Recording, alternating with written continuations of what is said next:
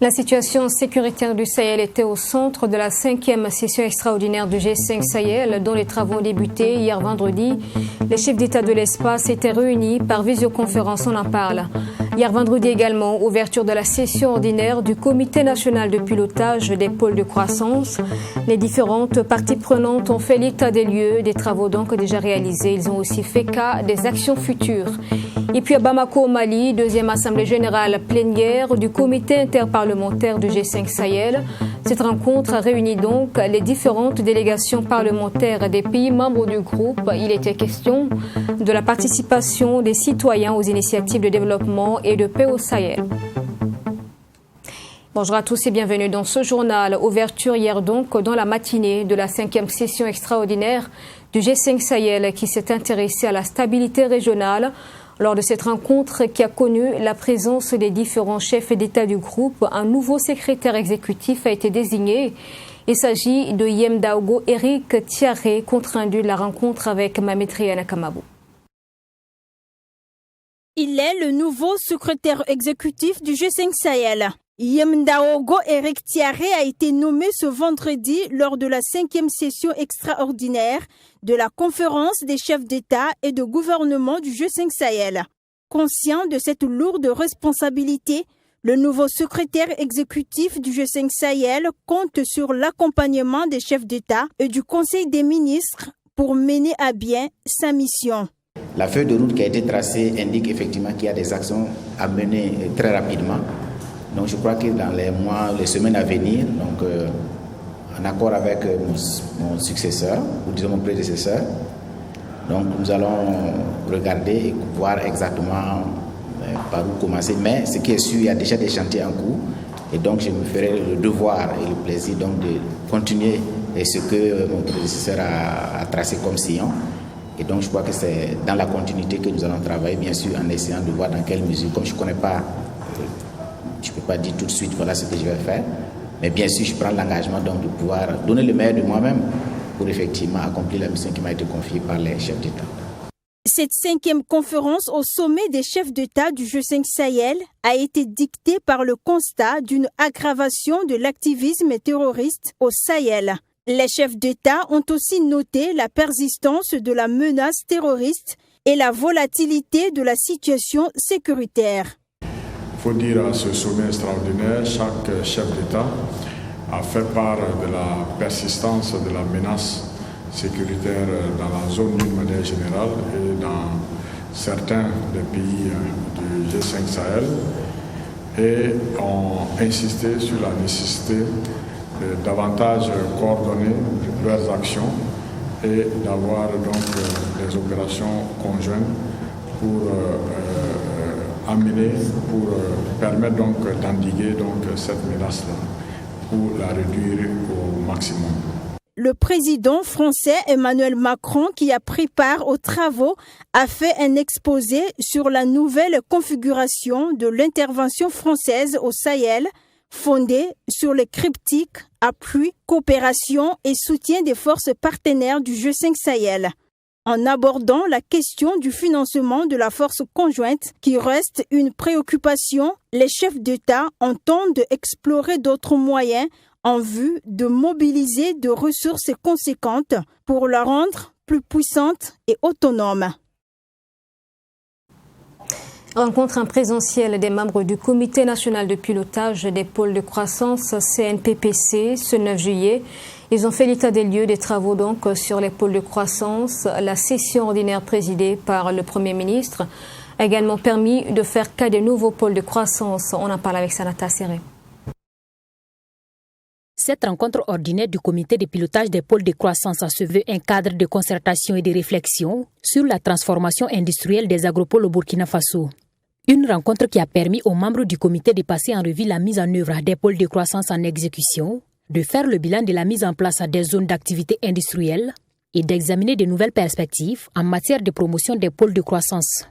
C'est un point d'étape que nous faisons pour regarder quelles sont les difficultés rencontrées en cours d'exécution, quelles sont donc les mesures de mitigation que nous pouvons prendre et quels sont les éléments que nous pouvons mettre en place pour booster les opportunités d'investissement. Parce que vous savez que la philosophie des pôles de croissance, c'est une philosophie qui intègre des capitaux publics et aussi des capitaux du secteur privé. Disons que les choses avancent parce que rien que sur le plan de travail 2020 à 2022, nous avons près de 20 agro-investisseurs qui se sont installés sur la plaine de Bagré. Et bien sûr qu'il ne peut pas manquer de difficultés au regard donc, du contexte que nous venons de traverser. Mais en tout cas, les choses bougent. Le nombre donc, de superficies emblavées a quitté donc, de 2000 et nous sommes pratiquement à 7000 hectares. Le bilan de la mise en œuvre du programme de travail annuel budgétisé PTBA 2020 fait état de 38 activités entièrement exécutées, soit un taux de réalisation de 50,67% et 31 activités en cours de réalisation, soit un taux de 41%. Sur le plan financier, ce sont environ 41 milliards de francs CFA qui ont été décaissés, soit un taux d'exécution financier de 53,12%, selon le rapport du Comité national de pilotage des pôles de croissance. L'un des faits majeurs sur l'industrialisation, c'est le fait que nous avons choisi désormais de fabriquer des médicaments au plan national. Comme vous le savez, notre balance commerciale est totalement déséquilibrée dû au fait que nous importons énormément donc, de médicaments. 90% donc au-delà même des médicaments sont importés. Il y a un site, le Technopole à Kokologo, qui a été identifié. Des études sont en cours. Nous mobilisons régulièrement donc, du secteur privé national comme international qui ont déjà des projets structurants. Donc, nous pensons que la dynamique est enclenchée. En termes de capital humain, en termes donc, de philosophie d'approche en chaîne de valeur, et en termes donc, de choix donc, de modes de consommation, mais aussi en termes donc, d'accompagnement à différents niveaux des PMI-PME.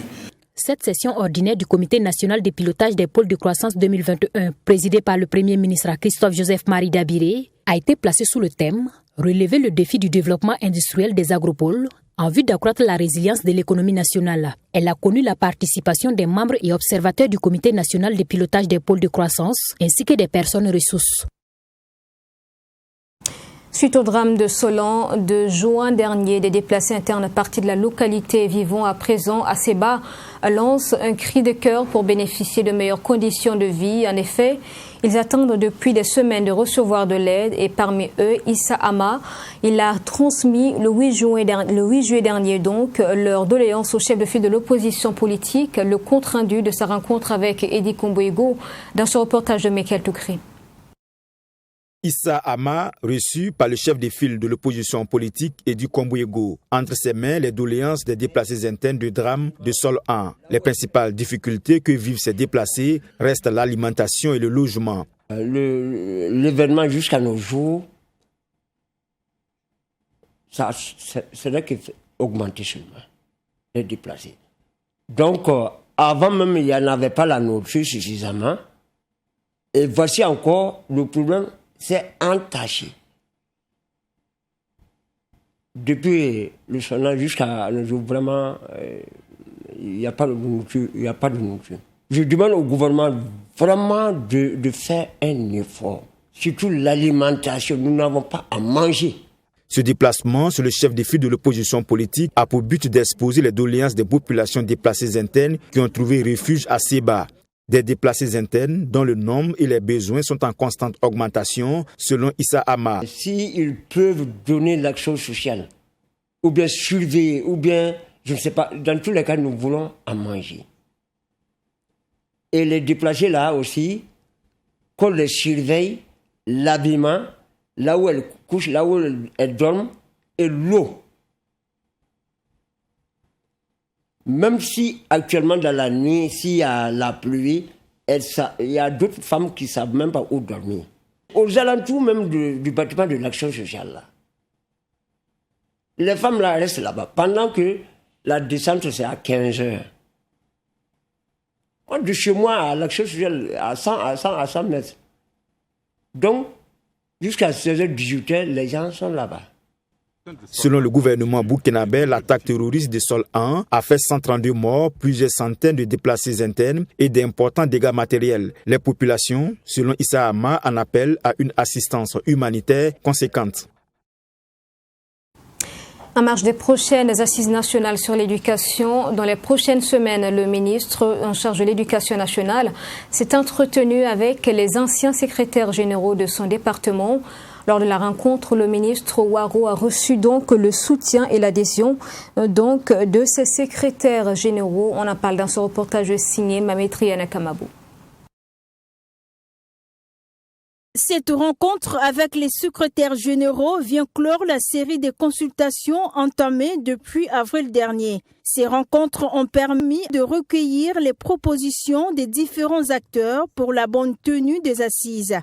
Ces secrétaires généraux ont promis d'apporter leur soutien. La présence de ces secrétaires généraux aux côtés du ministère en charge de l'éducation pour la préparation des assises, elle est très importante en ce sens que ils vont permettre de faire donc un bilan de la mise en œuvre des différentes réformes que notre système a connues, des bilans, des difficultés de mise en œuvre, des perspectives, afin que sur la base de cela, nous puissions donc aller de l'avant. Donc j'ai été très heureux de les rencontrer et ils se sont engagés effectivement à nous accompagner aussi bien dans la rédaction de documents de base à travers leurs représentants qui y seront, mais aussi après la rédaction du document à travers sa lecture des contributions pour améliorer donc le document. La prochaine étape, selon le ministre de l'Éducation nationale, c'est la rencontre avec le gouverneur qui vont présider les comités d'organisation des assises au niveau régional. Nous allons les rencontrer bientôt pour ensemble travailler sur le format de la gestion et de l'animation des assises au niveau régional. Mais sinon, les concertations sont aujourd'hui bouclées et nous sommes fin prêts au regard de tout ce que nous avons entendu, de tout ce que nous avons reçu comme commentaires, mais reçus comme documents. Nous sommes prêts pour aller à la rédaction de documents de base. Et selon le ministre de l'Éducation nationale, 5 de ces secrétaires généraux ont été choisis pour faire partie de l'équipe devant conduire la rédaction du document de base des assises.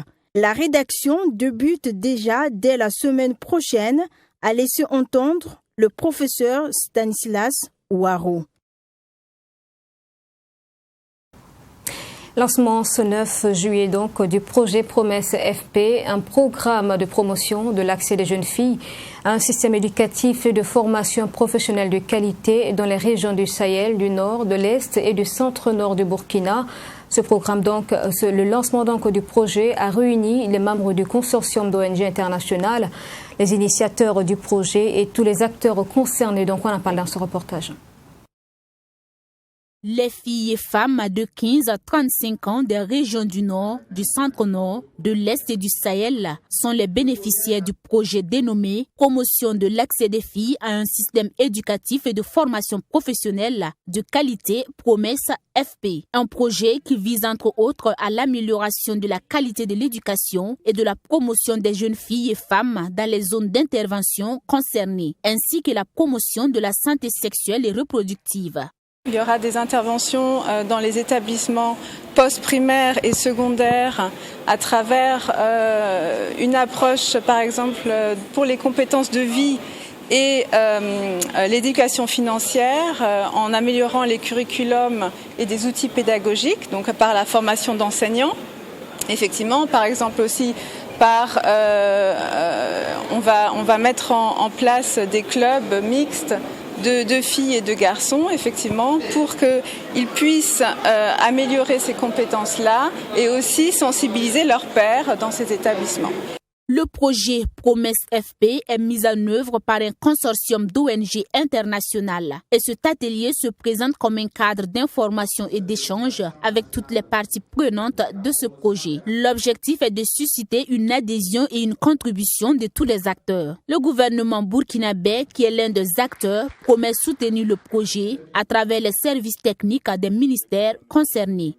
Il serait important pour nous que ces jeunes-là puissent, au-delà de leur résilience qu'ils ont actuellement, pouvoir donc effectivement trouver de l'emploi décent, pouvoir donc se former et avoir donc une éducation qui leur permette non seulement de travailler eux-mêmes dans un auto-emploi, Selon le ministre en charge de la promotion de l'entrepreneuriat et de l'emploi, le gouvernement fera en sorte que la mise en œuvre de ce projet respecte la vision du pays en ce qui concerne l'éducation de la jeune fille. Le projet Promesse FP coûte environ 6 milliards de francs CFA, financé par l'ambassade du Royaume des Pays-Bas et va durer 44 mois. Il est porté par Solidar Suisse, Educo et Aflatoon International. Nous nous sommes déplacés à Waiguia pour traiter un sujet qui suscite certaines interrogations. Il s'agit du non-usage jusque-là de 2 appareils médicaux dernière génération habilités à prendre en charge les personnes souffrant de calculs rénaux au centre hospitalier régional de Waiguia, des appareils installés depuis donc 2018 à travers la politique de renforcement des plateaux techniques du gouvernement. Les explications que nous avons eues dans ce reportage signé Michael Toukri.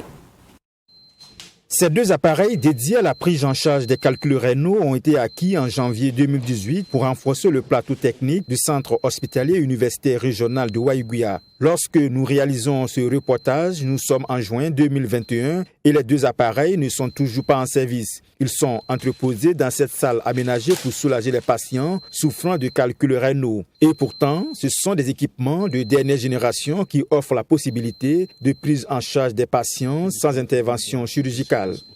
L'appareil qui est utilisé pour le traitement donc, de référence des calculs au niveau de l'appareil urinaire. Maintenant, c'est des cailloux, dans notre jargon, dans le langage simple, dont la densité doit être inférieure à 1000 unités une huile. Et dont la taille au niveau du rein est inférieure à 2 cm. C'est des traitements en ambulatoire.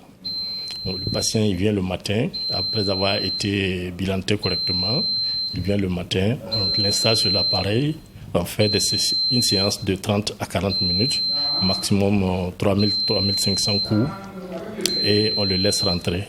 Il revient pour les sessions de contrôle et les calculs disparaissent. Des appareils qui sont également dotés de fonctions transversales et polyvalentes pouvant intervenir dans la prise en charge d'autres maladies, en plus des calculs rénaux, explique le docteur Mamadou Traoré. Ces équipements peuvent aussi intervenir pour des visées thérapeutiques et diagnostiques, insiste le chef de service de neurologie du centre hospitalier universitaire régional de Waiguia. Cette machine a dit les calculs qui ne sont pas pris en compte avec la première machine passe d'office ici pour être pris en charge avec cette deuxième machine qui dispose d'un système de traitement au laser. Cette machine va permettre de faire ce qu'on appelle les résections des tumeurs de vessie. Également les résections des tumeurs de la prostate, les cystoscopies, les résections, les montées de Gigi. Une machine qui est polyvalente, utilisable en neurologie, en gynécologie, en chirurgie. Et sur la question du non-fonctionnement de ces 2 appareils, voici la réponse du docteur.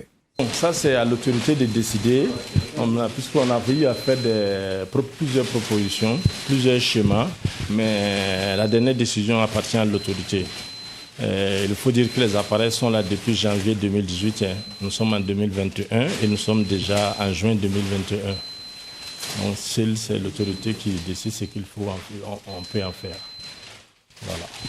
Face à la situation, les patients souffrant de calculs rénaux résidant à Waiguia sont orientés vers Ouagadougou pour leur prise en charge. Pendant combien de temps le calvaire des patients souffrant de calculs rénaux va-t-il durer? Le ministère de la Santé est donc interpellé. Aussi à Ouagadougou, la gare routière Ouaga Inter inaugurée depuis avril dernier n'est toujours pas fonctionnelle. L'infrastructure devait l'être donc au cours de ce même mois d'avril, mais encore aujourd'hui, elle n'est pas en service. Pourquoi? Nous avons approché le président des transporteurs de la gare en question. Il s'exprime dans ce reportage de Michael Toukri. À terme, ce marché à bétail doit être délocalisé et transformé en un parking pour la nouvelle gare routière de Ouaga Inter. Et d'ailleurs, c'est ce qui explique, selon le président des transporteurs de la gare Ouaga Inter, le non-fonctionnement de l'infrastructure inaugurée le 8 avril avec une capacité d'accueil de 100 véhicules. À l'inauguration, ils nous ont dit que la gare va ouvrir dans 3 ou 4 semaines. Aujourd'hui, la difficulté majeure qui retarde l'ouverture est le problème de parking. Il faut trouver un emplacement pour les marchands de bétail qui occupent l'espace réservé pour le parking. Cette gare rénovée ne peut contenir que 100 véhicules. Actuellement, le nombre de véhicules excède 300. Si nous nous déplaçons, on ne pourra pas s'entendre avec les services de la police parce que certains chauffeurs seront obligés de garer de façon anarchique.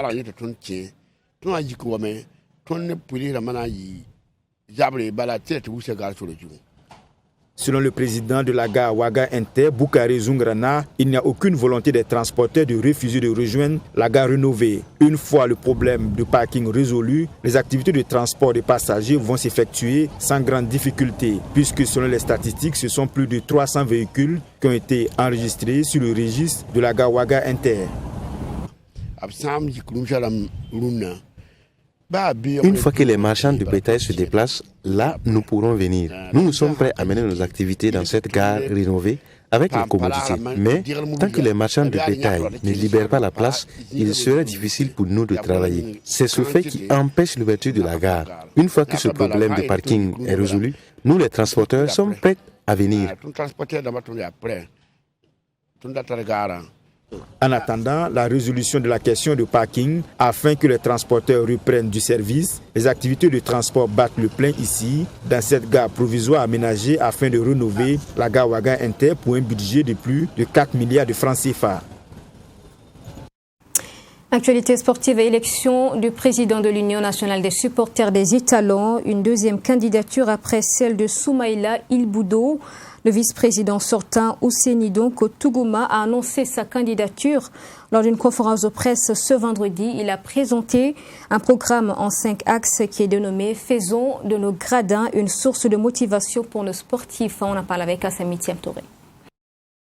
Ils sont à présent 2 candidats à briguer la présidence de l'Union nationale des supporters des Étalons. Le deuxième candidat, Ouseni Tamboura, après avoir passé un mandat en tant que vice-président, dit avoir les ressources nécessaires pour diriger ce groupe de supporters pour ces 4 prochaines années. Son programme intitulé « Faisons de nos gradins une source de motivation pour nos sportifs » tourne autour de l'aspect organisationnel, de la mobilisation et de l'animation, la sensibilisation, la communication et le marketing et la mobilisation des ressources.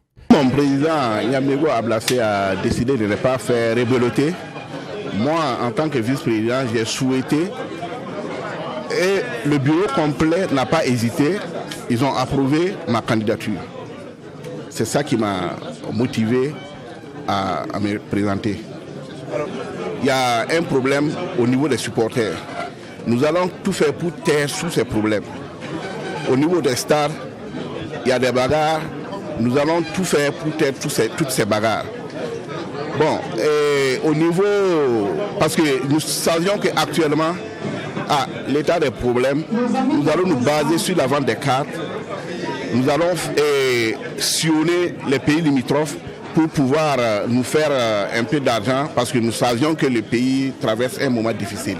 Les mésententes entre camps opposés n'en manquent pas dans ces élections. Le candidat promet faire régner la cohésion et le rassemblement, comme l'indique le nom de la structure. Moi, je ne veux même pas attendre la fin de ces élections-là pour appeler l'autre groupe à venir collaborer avec. Moi, j'ai déjà dit ça. Nous, ils n'ont qu'à venir. Nous sommes prêts à les accueillir. Nous sommes le bureau sortant. Le président Ablacé n'a pas voulu rebeloter. Moi, j'ai voulu, ils m'ont accordé. Donc, c'est à eux maintenant de venir vers nous. En tout cas, nous, la porte est grandement ouverte. Au stade actuel des campagnes, au moins 10 régions étaient à la présentation du candidat. Ils disent avoir effectué le déplacement pour lui témoigner leur soutien. Et la région du centre, c'est 7 sur 7. Voilà, parce que simplement, il y a une stratégie à laquelle nous avons mis en place et tous les 7 sont pour M. Tougouma, sans problème. Chaque élection, chacun choisit son camp. Nous, on a choisi le camp de Tougouma. De toute façon, on a fait campagne ensemble. Je pense que ça va aller. En rappel, les élections ont été ramenées au 17 juillet prochain afin de permettre à quelques régions d'achever les élections régionales. Pour l'heure, 2 candidats sont donc en compétition, à savoir Soumaïla Ilboudo et Ousseini Tamboura. Deuxième assemblée générale plénière du comité interparlementaire du G5 Sahel à Bamako, ouverture le 8 juillet dernier. La rencontre s'est intéressée donc au rôle des parlementaires dans le renforcement de la participation citoyenne aux initiatives de développement et de paix au Sahel, donc correspondance de Bourema Soulo. Le comité interparlementaire du G5 Sahel a ouvert ce jeudi 8 juillet les travaux de sa deuxième assemblée générale plénière dans la capitale malienne. Thème: renforcer la participation citoyenne aux initiatives de développement et de paix au Sahel, rôle des parlementaires. Le président de l'Assemblée nationale de transition du Mali salue la solidarité entre les pays du Sahel. Soyez sûrs, chers collègues du G5, que notre pays saura s'en souvenir. Le Mali s'en souviendra éternellement car cette solidarité entre nos peuples, à travers les parlements, est désormais forgée dans le sang. Le sang de nos populations civiles meurtries, le sang de nos vaillants soldats, bref, le sang de tous les martyrs du terrorisme et de l'insécurité frappant nos États. Le président du Parlement burkinabé reconnaît que malgré la pandémie à coronavirus et l'insécurité, l'organisation interparlementaire a pu atteindre certains de ses objectifs. Notre organisation a pu poursuivre sa structuration à travers la mise en œuvre du plan d'action que nous avons adopté du moins à Nouakchott. Ce plan d'action se voulait ambitieux et avait identifié 15 activités clés regroupées en 4 volets principaux qui sont: premièrement, la mise en route du dispositif d'appui administratif et technique. Deuxièmement, le développement du partenariat et la représentation.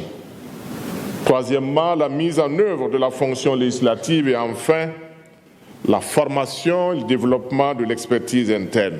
Selon Senou Oumarou, président de l'Assemblée nationale du Niger, la communauté internationale doit poursuivre ses efforts pour rendre vraiment opérationnelles les forces du G5 Sahel. Nous devons donc continuer notre plaidoyer afin que la communauté internationale lui fournisse le soutien financier et matériel promis au moment de sa création. À cet égard, nous ne nous lasserons jamais de demander aux Nations Unies de créer les conditions pour que la force conjointe du G5 Sahel puisse être assistée au moyen de son chapitre 7. En plus des organes d'orientation et de décision, le comité interparlementaire G5 Sahel est organisé en 5 commissions générales: défense et sécurité, affaires sociales et migration, développement, infrastructure et environnement, économie, finances et budget, et enfin gouvernance, justice et droit. Celles-ci sont soutenues dans leurs actions par un secrétariat exécutif basé à Niamey. Et voilà pour ce journal. Merci de l'avoir suivi. Je vous souhaite un excellent week-end. Je vous retrouve la semaine prochaine. Portez-vous bien.